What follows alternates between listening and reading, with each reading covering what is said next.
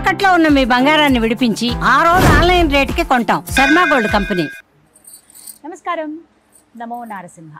ప్రస్తుతం నేను భద్రాచలంలో ఉన్నటువంటి గోవింద కల్పవృక్ష నారసింహ సాలగ్రామ ఆశ్రమం దగ్గర ఉన్నానండి. చాలా అద్భుతమైన ప్రశాంతమైన ఆశ్రమం.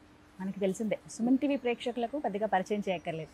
కొత్తగా చూస్తున్న వాళ్ళ కోసం చెప్తున్నాను. రామాలయానికి 100 మీటర్ల దూరంలో ఉంటుందండి, మన భద్రాచలంలోనే. చాలా విశేషంగా ఉంటుంది ఇక్కడ కల్పవృక్ష నారసింహస్వామి. ఆ స్వామిని చూడగానే ఎంతో ప్రశాంతత మనకి అందుతుంది. ప్రతి మాసం కూడా విశేషంగా ఏవో ఒక కార్యక్రమాలు ఉంటాయి, అంటే తిథులు బట్టి. సాధారణంగా చెప్పాలంటే ప్రతిరోజు విశేషంగా కార్యక్రమాలు ఇక్కడ జరుగుతాయి. అయితే 8వ తారీఖు నుంచి మహాలయ పక్షం ప్రారంభమవుతుంది. 8 నుంచి 21 మహాలయ అమావాస్య వరకు. మరి విశేషంగా ఎలాంటి కార్యక్రమాలు జరుగుతున్నాయి ఒకసారి గత సంవత్సరం చూసుకుంటేనండి, చాలా అద్భుతంగా గతించిన వారికి పిండ ప్రదాన కార్యక్రమాలు కావచ్చు, వారిని తలుచుకుంటూ చేసేటువంటి కార్యక్రమాలు ఎంతో ఘనంగా జరిగాయి. ఎంతోమంది పూజలు చేయించుకొని కార్యాల్లో పాల్గొని మేము సంతోషించామండి, మాకు ఎంతో కొంత ముక్తి ప్రసాదించారండి, అలాగే దాంతోపాటుగా మాకు పితృదేవతల అనుగ్రహం మేము పొందామండి అని చెప్పారు. ఇక సంవత్సరం గడిచిపోయింది. మళ్ళీ ఇప్పుడు 8వ తారీఖు సెప్టెంబర్ 8 నుంచి 21 వరకు మహాలయ పక్షాలు ఉన్నాయి. మరి ఈ సందర్భంగా ఆశ్రమంలో ఎలాంటి పూజలు జరుగుతున్నాయి, ఈసారి మరి మన గతించిన వారికి ఎటువంటి కార్యక్రమాలు మన ద్వారా, అంటే మనం డైరెక్ట్గా వచ్చి చేతులతో చేయకపోయినా గురుగారి ద్వారా ఏవే కార్యక్రమాలు చేయించవచ్చో గురుగారి మాటలో విని తెలుసుకుందాం. ప్రస్తుతం మనతో పాటు ఉన్నారు ఆశ్రమ నిర్వాహకులు, నృసింహ ఉపాసకులు డాక్టర్ కృష్ణ చైతన్య స్వామి గురుగారు. వారితో మాట్లాడదాం. గురుగారు నమస్కారం అండి. నమస్కారం అమ్మా. నమో నారసింహ. నమో నారసింహ. అప్పుడే సంవత్సరం గడిచిపోయిందా అనిపించింది నాకు. చాలా త్వరగా. మహాలయ పక్షం 8వ తారీఖు నుంచి కదండి? అవునమ్మా. మరి ఎలాంటి కార్యక్రమాలు జరగబోతున్నాయి? గతించిన వారి ఈ పితృ రుణం తీర్చుకునే ఒక అవకాశం ఇది. నిజంగా సంవత్సరం అందరిలో అన్ని దైవారాధనలో ఉన్నా ఇప్పుడు ఈ 15 రోజులు మాత్రం వారికి అంకితం కదా. మరి ఎలాంటి కార్యక్రమాలు చేస్తారు? మనకు శాస్త్రమే చెప్తుంది, దేవతా కార్యాదపి పితృకార్యం విశేషత అని. అంటే దేవతలకు సంబంధించినటువంటి కార్యాన్ని మనం ఎంత భక్తితో చేస్తామో పితృకార్యాన్ని అంతకంటే శ్రద్ధగా చేయమని చెప్పి మనకు శాస్త్రం చెప్తుంది. అంటే మనకు వేదం చెప్పేదంతా కూడా ఫస్ట్ మాతృదేవోభవ పితృదేవోభవ అంటే వీళ్ళకే ఫస్ట్ ప్రిఫరెన్స్ ఇచ్చారు. వాళ్ళ బతికి ఉన్నప్పుడు వారికి సంబంధించినటువంటి సేవ చేసి వారు గతించిన తర్వాత వారికి చేయాల్సినటువంటి తర్పణ శ్రాద్ధ కార్యక్రమాలు చేయడమే పితృ రుణం తీర్చుకోవడం. ప్రతి ఒక్కరి ఇళ్ళలో జరుగుతున్నాయా అంటే వాళ్ళకు ఉన్నటువంటి పరిస్థితుల రీత్యా, అంటే సమయాభావం కావచ్చు, ఆర్థిక పరిస్థితులు కావచ్చు, లేకపోతే బ్రాహ్మణులు దొరకకపోవడం, ఇలా వివిధ కారణాల రీత్యా చేయలేకపోవడం కావచ్చు. కానీ పితృకార్యం అనేటువంటిది ఖచ్చితంగా చేసి తీరాలి అని చెప్తారు. అంటే ఒక రోజు మనం దేవతారాధన అనేటువంటిది చేయలేకపోయినప్పటికీ కూడా పితృకార్యం అనేటువంటిది ఖచ్చితంగా శ్రద్ధగా చేయాల్సినటువంటిది. అందుకే దాన్ని శ్రాద్ధము అండి, అత్యంత శ్రద్ధతో చేయాల్సినటువంటిది.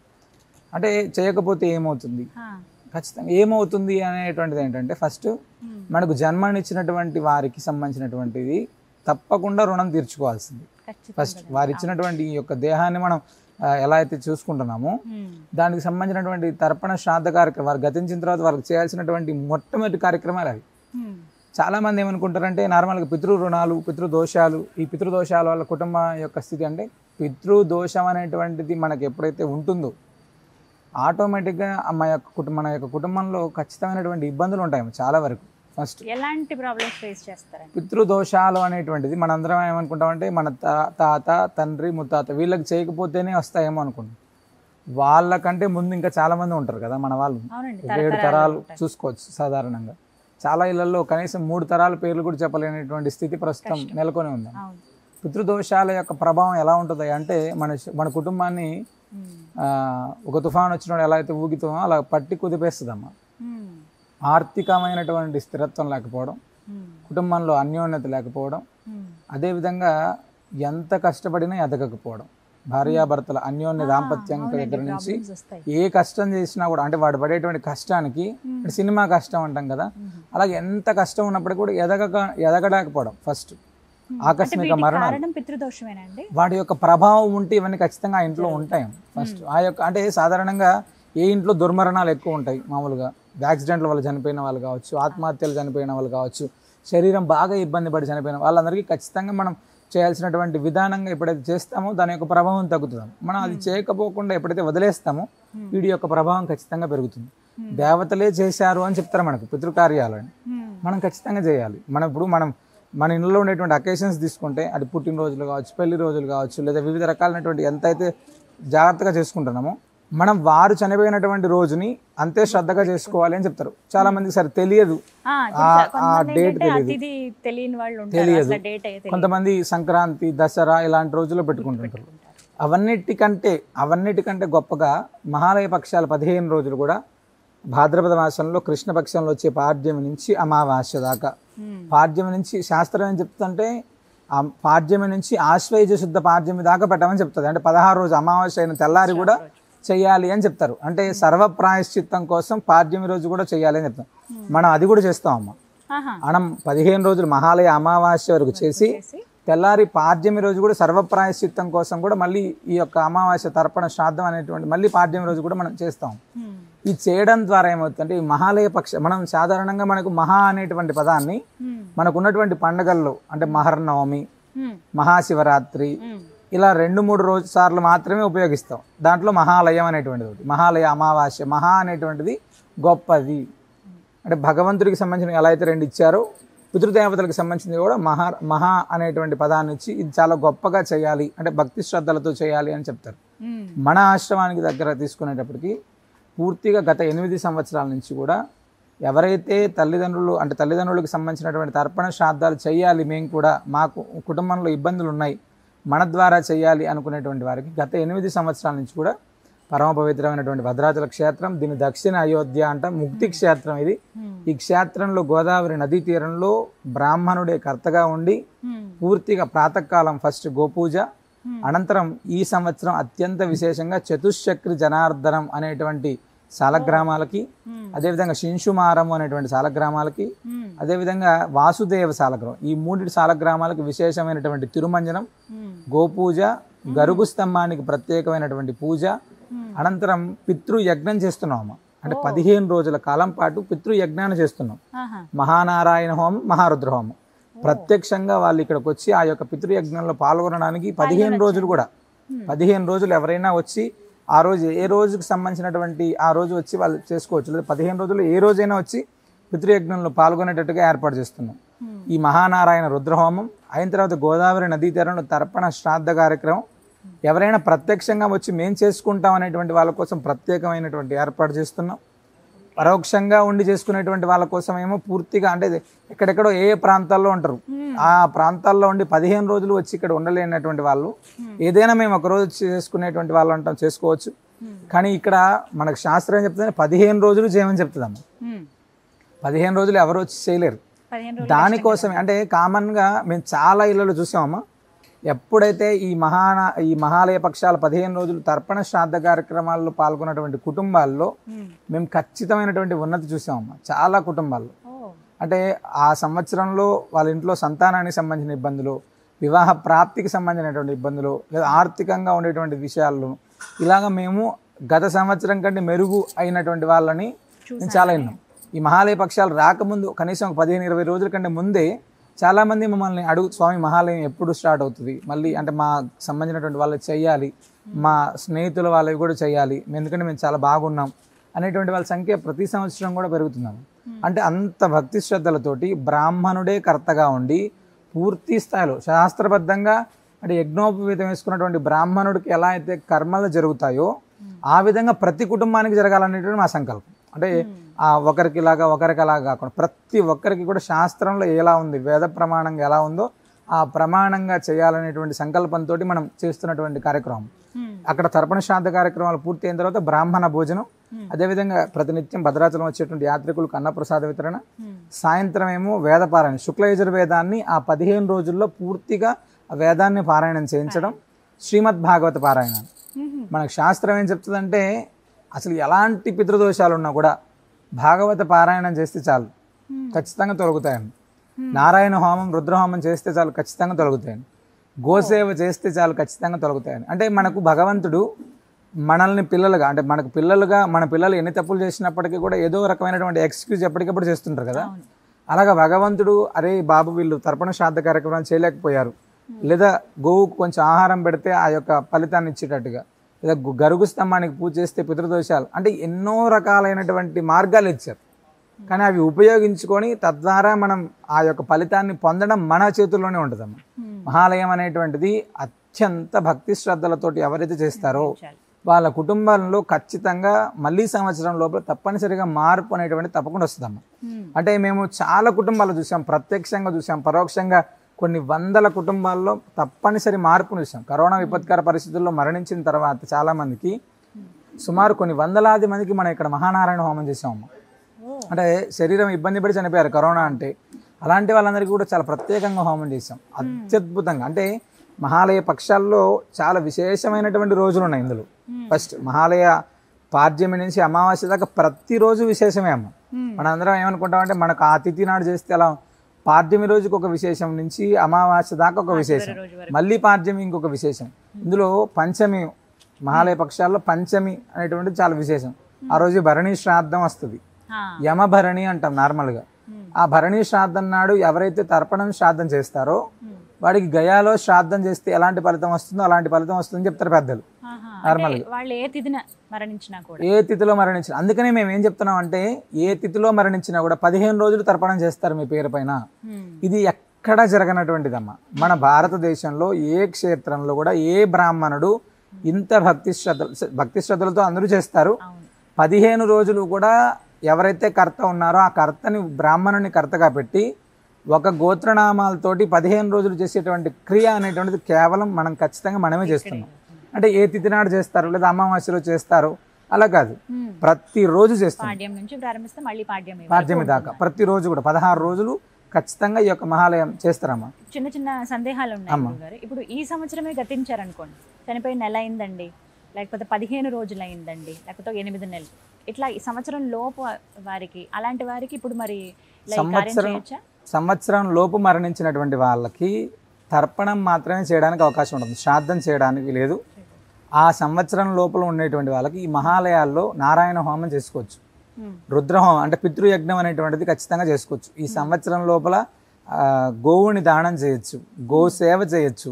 అంటే సాధారణంగా మనల్ని వైతరిని దాటిస్తుంది అని చెప్తారు, గోదానం. వైతరిని దాటడం అనేటువంటిది అసలు చాలా కష్టమైన పని అని మరణించిన తర్వాత వైతరిని దాటాడంటే చాలా పుణ్యాత్ముడు అని వాడు. అలాంటి పుణ్యాన్ని గోవుకు సంబంధించినటువంటి ఆరాధన 15 రోజులు చేస్తే వాడు ఖచ్చితంగా వైతరిని దాటుతాడు అని చెప్తారమ్మా. అలాంటి దాటించేటువంటి క్రమం చేసుకోవచ్చు. అంటే మహాలయం అనేటువంటిది ఉత్కృష్టమైనటువంటిది పితృకార్యాలకి.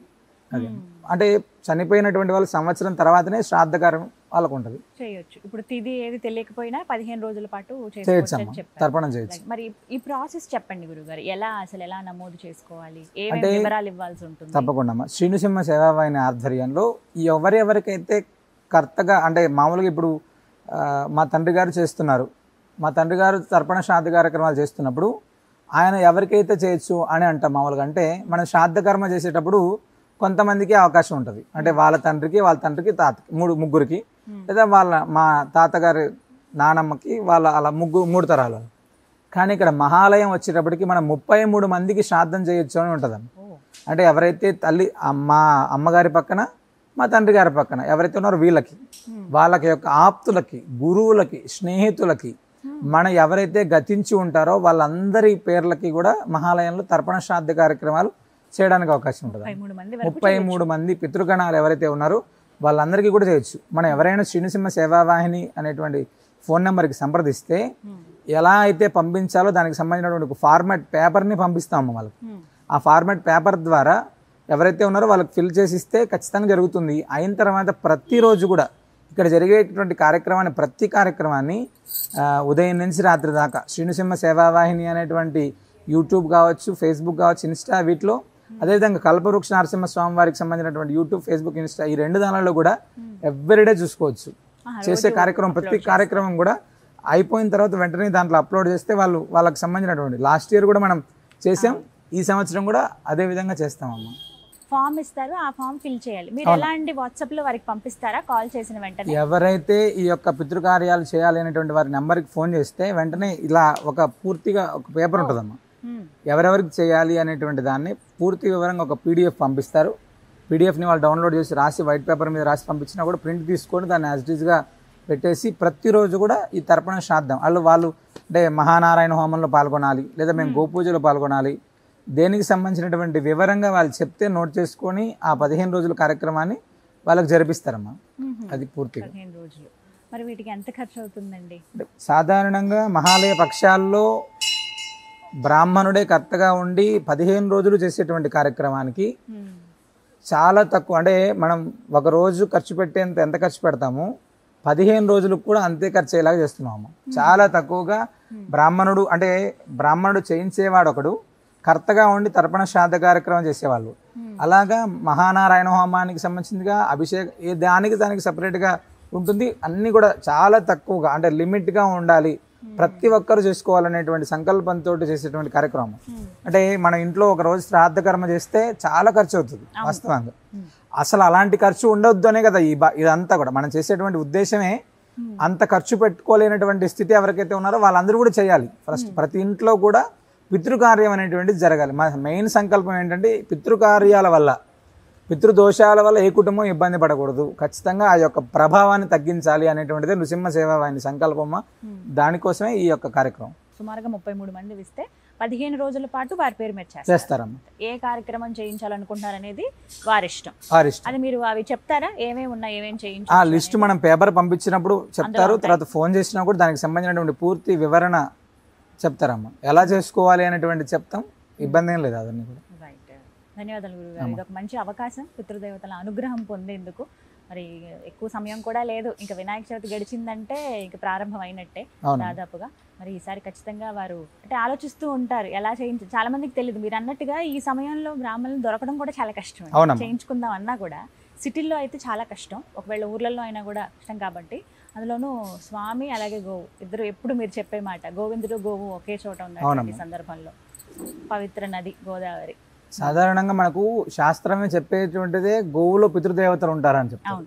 అలాంటి గో సన్నిధిలో చేసేటువంటి నారాయణ హోమం మనకు జాతకం రీత్యా గోచార రీత్యా ఉన్నటువంటి గ్రహ ప్రభావాలను తగ్గించడమే కాకుండా ఎప్పుడైతే గో సన్నిధిలో చేసేటువంటి యొక్క పితృయజ్ఞం ద్వారా ఖచ్చితంగా మనకున్నటువంటి తప్పకుండా ఎలాంటి పితృదోషాలు ఉన్నా కూడా తొలగిపోతాయి. ఇందులో ఎలాంటి సందేహం లేదు.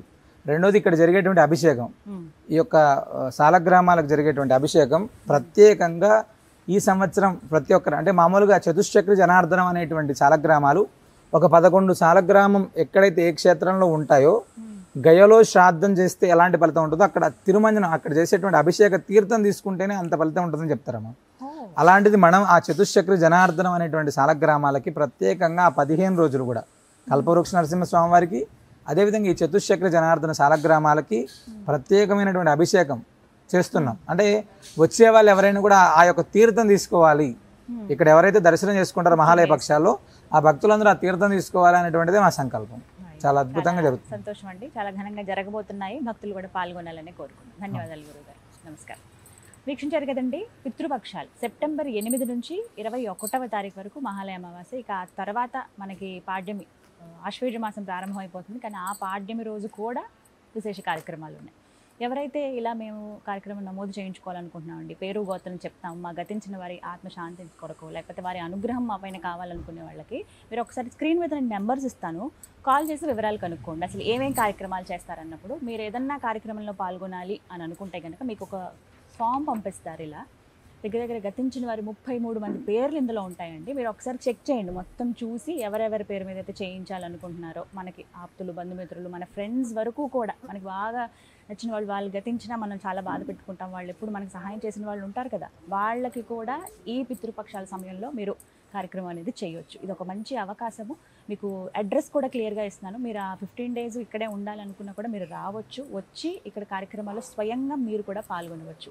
ఇంకా సందేహం ఉంది అంటే కనుక నెంబర్ ఇస్తున్నాను కదా, ఒకసారి కాల్ చేసి వివరాలు కనుక్కోండి. పితృదేవతల అనుగ్రహానికి పాత్రలు కండి. నమో నారసింహ.